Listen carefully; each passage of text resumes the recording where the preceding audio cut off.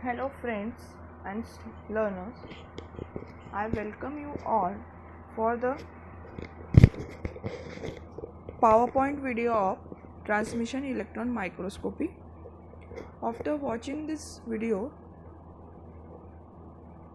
learner will able to understand regarding the technique of microscopy, principle related to transmission electron microscopy. So we will move further towards the introductory part of the transmission electron microscopy. So first of all, we will see the microscopy is a technical field of using the microscope to view the object that cannot be seen by our naked eye. Okay, so this microscopy is a technology of making a very small things visible to the human eye. As we can see now recently that regarding the coronavirus. Okay, how can we find the structure of this coronavirus, how it looks, how it act, where it bind, all this because of this microscopic technique we will know whatever the we are not seen by our human eye, that for all that technique this microscopic technique is very useful technology. So therefore it remains a powerful tool in a microbiological study. So a specialist will require for the handling of this purpose.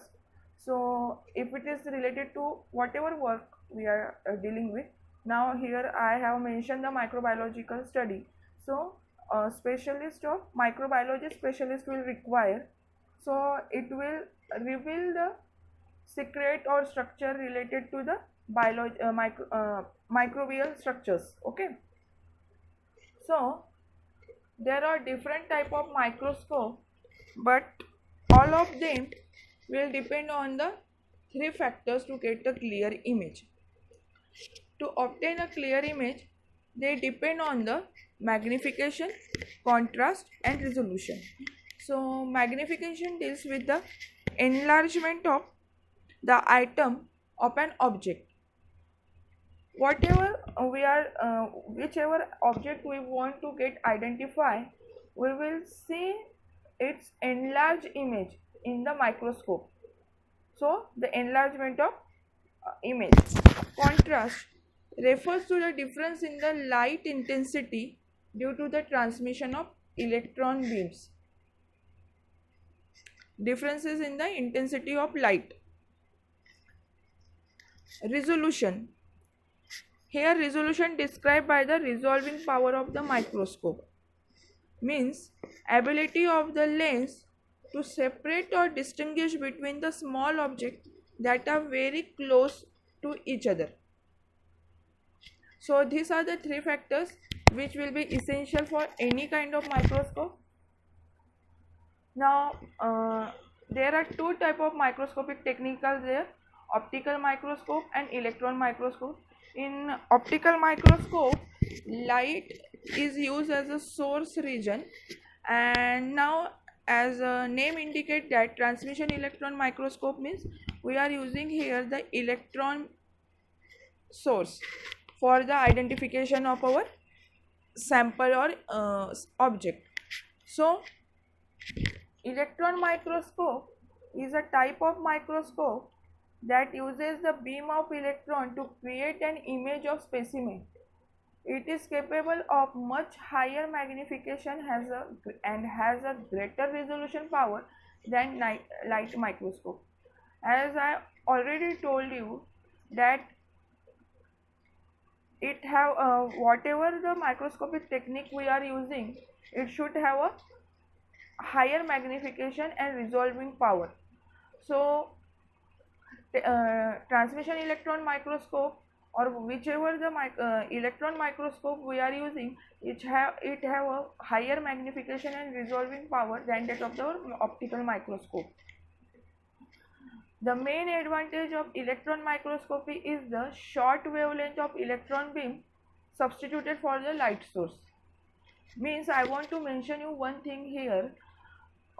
This electron microscope work on the same basic principle that is having of a light microscope, but instead of light we are only using the electron beams are used here. So you always keep in mind, whenever there is shorter wavelength or wavelength is decreasing order, then the resolution power will increases. They both are inversely proportional to each other. The wavelength is shorter means about 1 lakh times it will be smaller than that of the light microscope. This times our wavelength is shorter means this is the main advantage of electron microscopy or transmission electron microscope. So that the wavelength is shorter, resolution power will increases.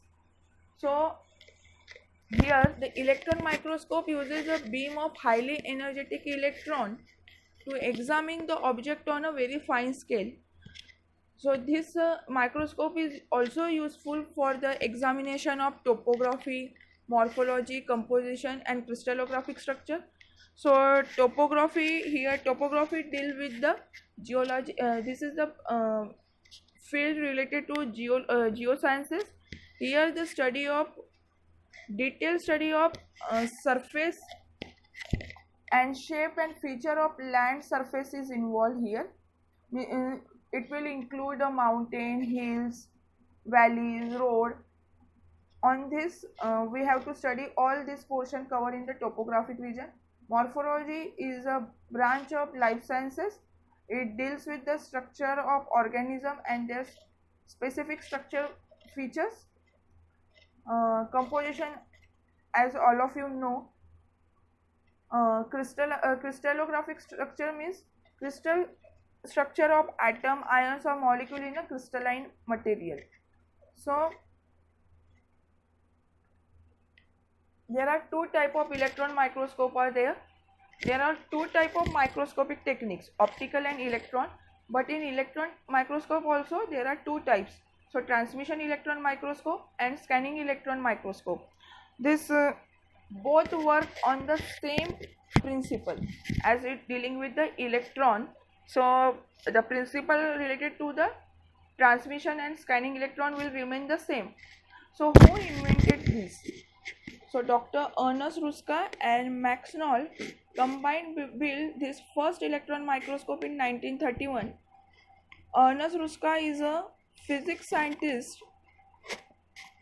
who invented this microscope, and transmission electron microscope come in development in the year 1931, and for this purpose Ernest Ruska was awarded with a Nobel Prize in 1986. So now we will see the how does transmission electron microscope work. Transmission electron microscope is based on transmitted electron. It transmitted the electron with high voltage of electron beam is emitted by the cathode and controlled by the magnetic lenses.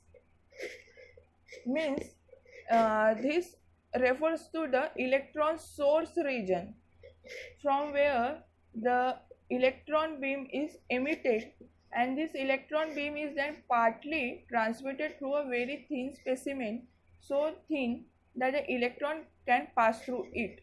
So I want to mention you one thing here.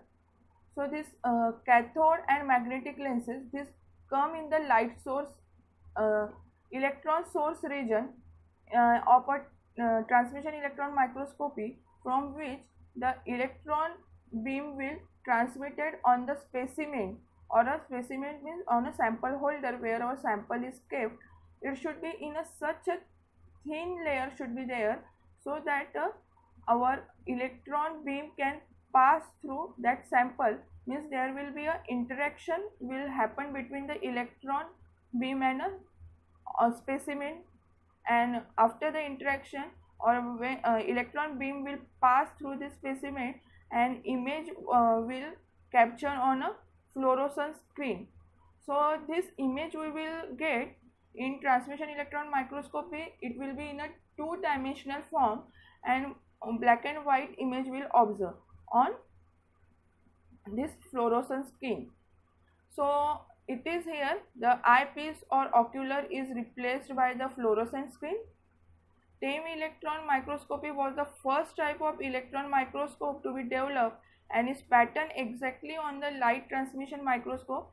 As I already told you, the principle behind this is same as that of light microscope, only the electron source is used here.